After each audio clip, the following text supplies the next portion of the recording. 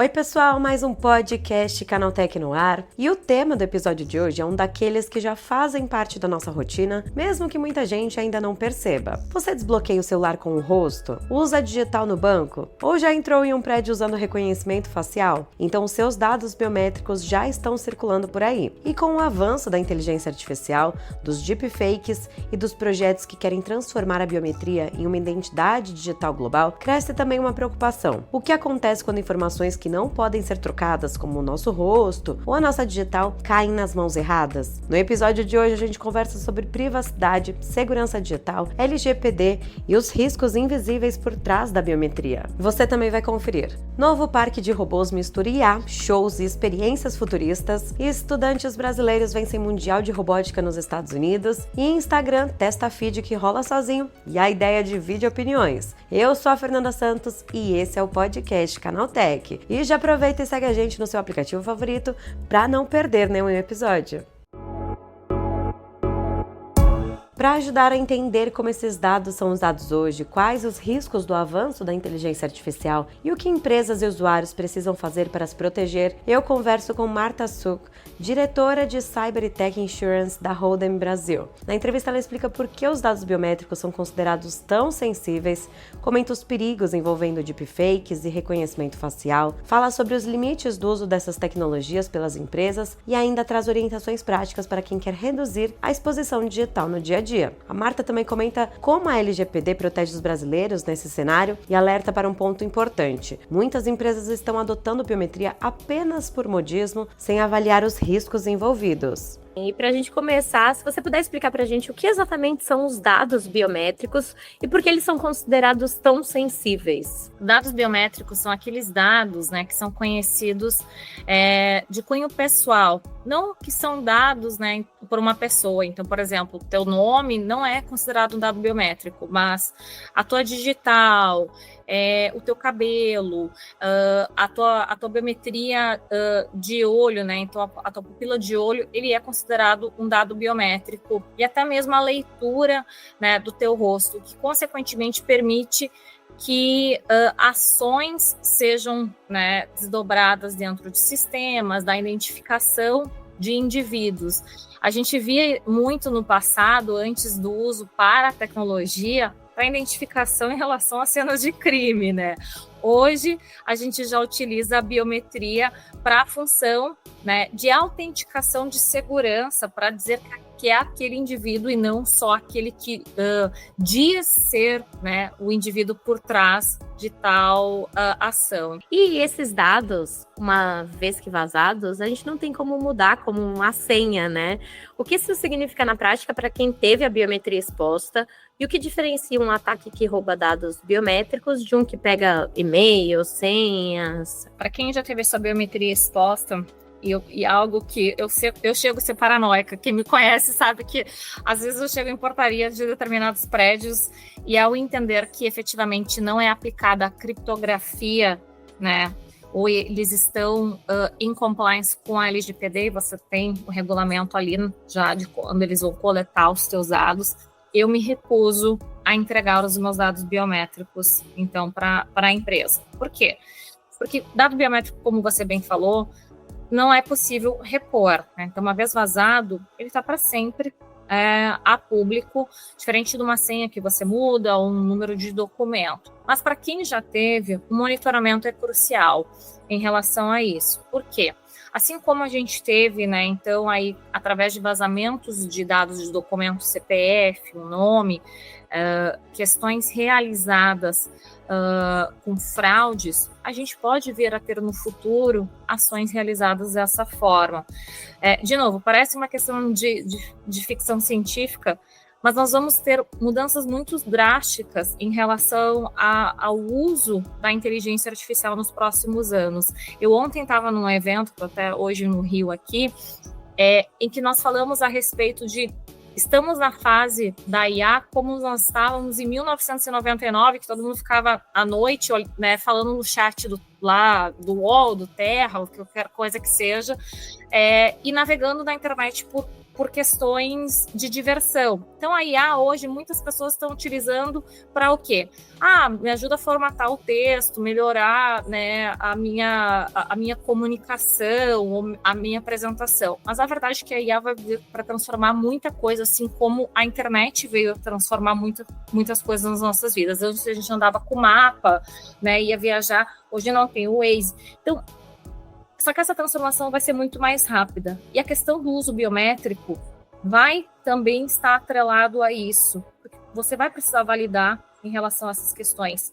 E a própria IA, né, vai trazer novos riscos em relação à utilização desses dados. Então, o monitoramento no futuro vai ser essencial em relação a essa questão. E por isso que as leis de privacidade, a lei própria de utilização de IA, é extremamente importante de nós ter reguladores e não para limitar nós, usuários, mas para ter a certeza que as empresas que estão fazendo a coleta dessas informações estão fazendo isso de forma responsável.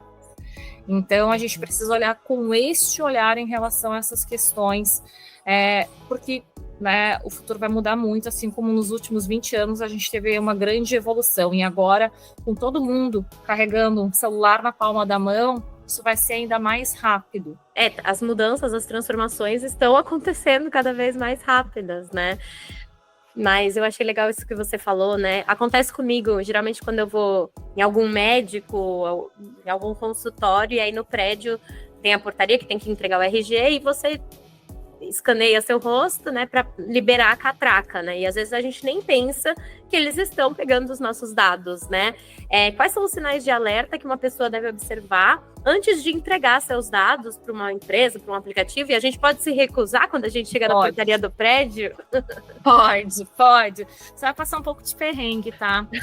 Em alguns lugares, porque eles desconhecem a lei. Tá? Então, bem importante sanar essa questão, tá? Dado biométrico, né, é um dado considerado sensível. Para você fazer a coleta de um dado sensível, né, ele tem que ser apenas aquela modalidade, a única modalidade para você conseguir efetivamente conferir que aquilo é necessário. Então, por exemplo, a abertura, né, de uma conta bancária, eu preciso entregar todos os meus documentos, eu preciso comprovar que sou eu, né? Ou para comprovar, para efetivamente a realização, né, de certos tratamentos, eu preciso, né, fazer a comprovação que eu tenho aquele tipo sanguíneo, aquelas informações. Então, para a entrada num prédio, você não precisa entregar o seu dado biométrico, você precisa se identificar. Se você tem um documento que efetivamente é emitido no Brasil, que é reconhecido pelas autoridades, né, como um RG, uma carteira de motorista, né, ou uma carta da OB, né, que te identifica de forma oficial e é aceitável, a portaria não pode te obrigar a você ter a coleta do seu dado biométrico, porque a abertura do portão ali não depende da sua biometria para isso. Então, você pode se recusar. Sinais de alerta que talvez, assim, mas Marta, eu quero dar meu dado biométrico na minha empresa, eu passo todo dia com a minha cara lá, né, e lá na frente tem a biometria, então, assim, a gente nem tem mais crachá na minha organização. Então, a maneira que você pode, né, tentar solucionar isso é verificar se quem está operando essa portaria, porque muitas vezes não é a tua organização, não é o consultório médico que tu consulta, que tu confia os teus dados também sensíveis, tá? Que devem ser tratados da mesma forma, com criptografia, anonimização e tudo mais perante a LGPD. Então, não é eles necessariamente que são responsáveis, né, por essa portaria. Então, você vai, né, verificar se a empresa que está operando, ela tem, né, lá declarado na portaria, ou ela pode te evidenciar com um documento que ela está em compliance com a LGPD. E você tem direito de esquecimento desses dados.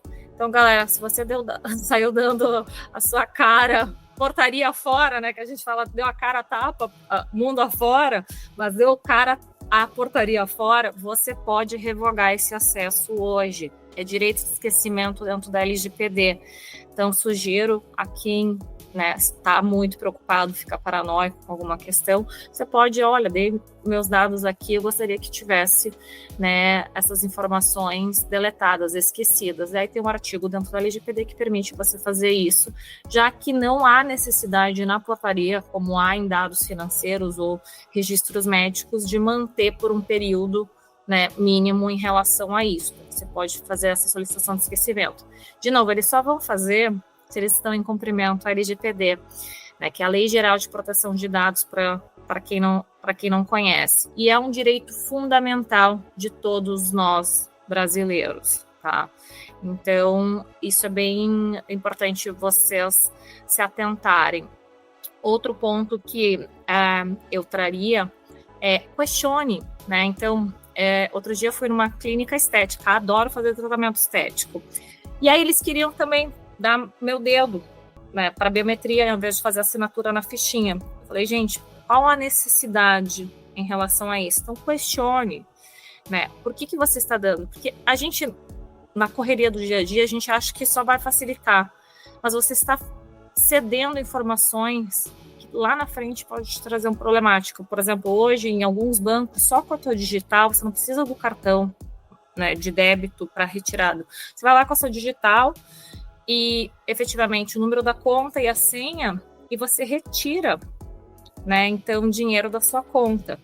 E aí tem um caso, Fernanda, que talvez vocês tenham divulgado, mas eu sei que alguns canais de imprensa, depois tu pode até associar o link aí, que no passado teve autoescolas que utilizaram para validar, né, então, cursos de direção com digitais falsas, eles manipulavam com cola quente, gelzinho. Tem uma reportagem que acho que saiu também num outro canal, que chamava Manequim do Crime, que os caras imprimiam, sabe, aquelas máscaras para burlar e abrir contas bancárias em nome de terceiros, né? Então tem os teus dados, tem lá da Fernanda, né, o CPF que foi cadastrado lá na portaria, inventam às vezes tem até a cópia do RG, né? Porque às vezes os caras escaneiam. E aí, eles abrem uma conta no banco digital, que muitas vezes não tinha a validação com calor, né, para biometria, e tomavam um cartão de crédito, tomavam um empréstimo. Então, essa é a questão de fraude que a gente precisa ter cuidado. Então, por isso, gente, eu não estou querendo criar um pânico generalizado, mas tenho mais ciência em relação a conceder essas informações. O que é fundamental que as empresas façam para proteger essas informações que elas estão colhendo, né? Só tecnologia basta ou é preciso algo mais? E o seguro cibernético já está sendo usado aqui no Brasil por essas empresas que usam biometria? Vamos lá. O que as empresas precisam fazer? Obviamente, investir em tecnologia, ferramentas de segurança, super importante. Mas não é tudo, gente. A gente acha que a gente vai contratar, né, a melhor ferramenta top de mercado e vai resolver a nossa vida.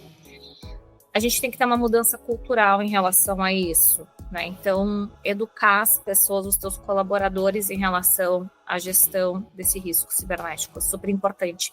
E não de uma maneira, né, como a gente costuma fazer aqueles treinamentos de compliance. Gente, perdão a turma de compliance, às vezes são aqueles treinamentos chatos, né, que assim, tipo, só fica lendo. Não, tem que associar aquilo que é o dia a dia da pessoa. Porque, de novo, o mundo mudou muito nesses últimos 20 anos. E, assim, eu sou de uma geração que começou no universo analógico e a digitalização evoluiu. Você já é nativa digital, Fernanda, então talvez você tenha mais facilidade em relação a essas questões, né, de avaliar a proporção, né, da exposição digital. Mas a gente tem uma convivência em diferentes universos, diferentes estágios de vida, em que muitas pessoas não conhecem os riscos. Então, a primeira coisa que as organizações precisam fazer é um aculturamento em relação a isso, em todas as esferas. Aquilo que afeta, de repente, na vida da pessoa, pode trazer um risco para dentro da tua organização. Então, por isso que a gente precisa associar, né, essa questão relacionada para a identificação. E isso vai ajudar a reduzir muito, porque 80% dos incidentes começam através dos usuários. Então, se a gente não tem essa transformação digital, de nada adianta, né, tu ter a melhor ferramenta de proteção. Ela não vai te trazer a robustez que tu precisa. Né? Eu brinco, se tu mora numa fortaleza, um castelo, né, com muro, grade, guarda, tudo mais. Mas se de repente um funcionário daquela fortaleza vai lá e atende a porta e diz, não, tu pode entrar, eu te vi na rua, você é um cara legal, e ele é o bandido, acabou, entendeu? Então, é mais ou menos isso. A gente precisa. Em relação ao seguro, as empresas sim têm utilizado, já tem modalidade que cobra essa questão de biometria, tá?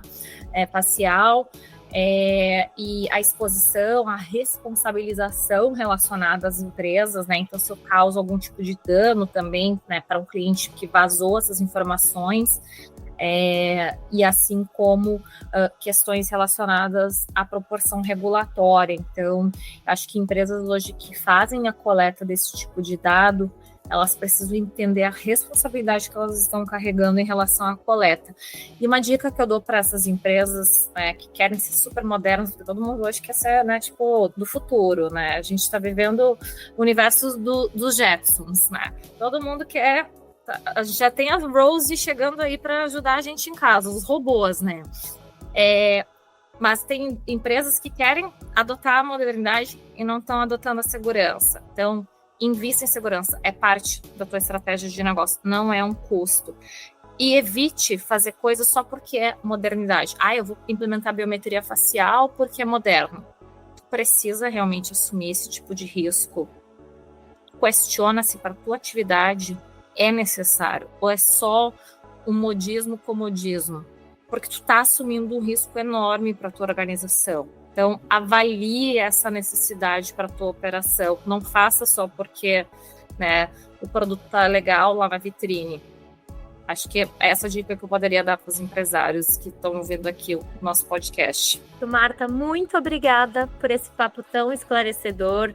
É um tema que parece tão técnico e até distante. Você conseguiu trazer uma visão super prática, direta, e que mostra como esse assunto impacta a vida de todo mundo, né? Tá no nosso dia a dia. Muito obrigada mesmo. Obrigada a vocês e conte sempre conosco aqui para trazer novidades do universo digital e dos riscos.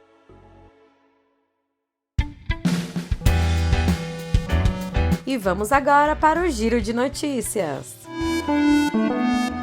Imagine um parque temático inteiro dedicado a robôs, pois isso já existe e acaba de abrir as portas na Coreia do Sul. O Galaxy Robot Park, chamado por muita gente de Beto Carreiro dos robôs, mistura inteligência artificial, entretenimento e experiências interativas em um espaço de mais de 16 mil metros quadrados. Entre as atrações estão shows de K-pop feitos por robôs, apresentações artísticas e até máquinas que desenham e pintam retratos dos visitantes. A proposta é aproximar o público da tecnologia de uma forma mais divertida e emocional, transformando robôs em parte da experiência cultural. A abertura do parque também mostra como a robótica está saindo das fábricas e ganhando espaço no entretenimento do dia a dia. E estudantes brasileiros conquistaram destaque em uma das maiores competições de robótica do mundo, o First Championship realizado em Houston, nos Estados Unidos. Ao todo, o Brasil levou 9 premiações internacionais com equipes de diferentes estados do país. Um dos grandes destaques foi a equipe Amigos Droids de Minas Gerais, que venceu o Impact Award, principal prêmio da categoria FTC, voltado para projetos com impacto social e inovação. Já a equipe Tech Dragons do Espírito Santo conquistou um prêmio de design pela engenharia e desenvolvimento do robô. E a competição reuniu mais de 1.000 equipes de 66 países e avalia não só o desempenho dos robôs, mas também programação, criatividade, trabalho em equipe e soluções para problemas reais. O resultado mostra como a robótica e a educação tecnológica estão ganhando força entre os jovens brasileiros. E o Instagram começou a testar um recurso curioso e talvez meio desnecessário. A novidade se chama Auto Scroll e faz o feed rolar automaticamente sozinho, sem que o usuário precise deslizar a tela. Na prática, a pessoa só fica assistindo aos posts passarem em uma experiência ainda mais parecida com o TikTok e Reels. A função já começou a aparecer para alguns usuários, mas ainda está em fase de testes. O recurso também levanta um debate importante. Até que ponto as redes sociais estão tentando eliminar qualquer esforço do usuário para manter as pessoas mais tempo dentro do aplicativo?